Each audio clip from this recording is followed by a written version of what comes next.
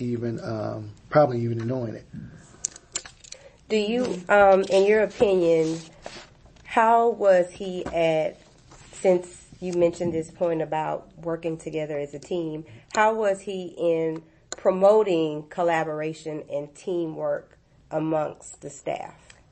I think this is what he did. I think being visible on that hallway in those classrooms allowed him to build the different teams he had.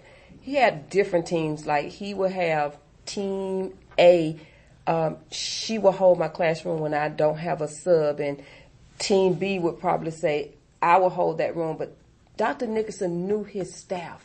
He knew his staff so well that he knew that team A, team B, team C, team D would take care of the hallway. He knew that team F, team G, he knew that that team would take care of testing. He knew that team I, team J would take care of Twilight. It's like he knew his team. It's like I didn't ask team A to do classroom management for me because I know that team B can handle the hallway. So it's like you have to know your team. It's back to strength. And I think he learned us. I think a lot of times when he was visible, he was learning us. And I think that meant so much to me because you don't see that a lot. You don't see it a lot because you see a lot of leaders that are still sitting down when they should be standing up. And he allowed us to bring out our leadership skills. Yeah, I would say he definitely took a lot of interest in his teachers and support staff. And, you know, again, a lot of it starts with establishing those relationships.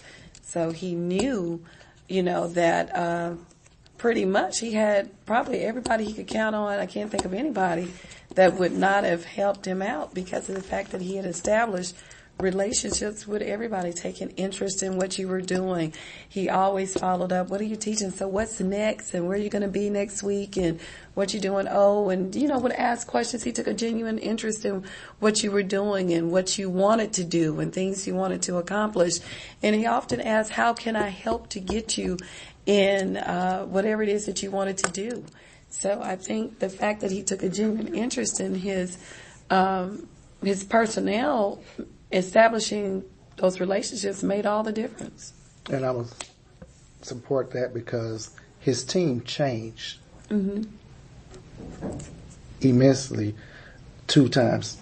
So you had people that you started with, and then you had to get the other people onto your bandwagon because it wasn't the same team the first time as it was the second time.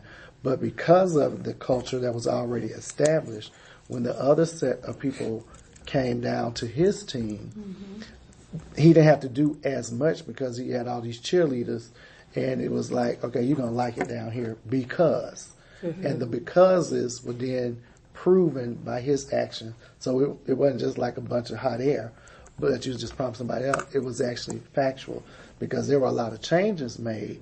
So it was easier for the other people who came to actually see or experience or witness. And like I said, I think that's more innate because normally you're going to spend a little time trying to figure out something when you're brand new on that team.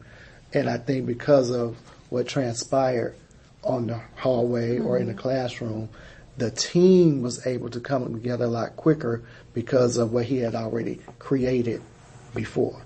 And I think, to me, that was powerful. Because that saved a lot of time, it saved a lot of issues. It reduced a lot of stress. Well, I think one of the things I think that separates Dr. Nicholson from a lot of other administrators that I have worked with is that I find that the information he gave you pertaining to the individual was specific. And the reason I say that is because every year, annually at most schools, you have to provide a growth. You know, what are my personal growth? And for the first time, I have heard someone recite to me what my personal growth was. And each time he visited me, whether it be in the class, in the hall, or wherever, he would say, and always push you toward meeting that goal. So he would talk about it. But remember, you said that this is what you wanted to do. I think these things will help you so you can do what needs to be done. So I think given that specific information, and I find a lot of the administrators will just speak to you in general. Well, in general, this is what I was told. No, Dr. Nicholson would always be able to say to you, on this particular date when I came, this is what happened. On this date, this is what happened. So his information was always specific. And that's because he was always visible.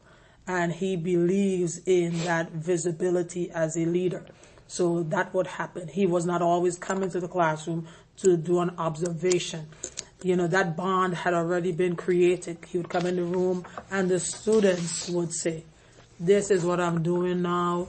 This is what we're doing. Can you come and sit with us? And he would go out there, even if it was a topic he wasn't familiar with, and sit there and work with a group. So I think even with the students, he could tell them specific information. And I think when you can give people information that relates to them personally, the individual, then they seem to believe that, you know, this person really value me and my opinion. So he always expressed through self-control, self-awareness, self-assessment of himself that, you know, I have a vested interest in the individual and I have not had that experience.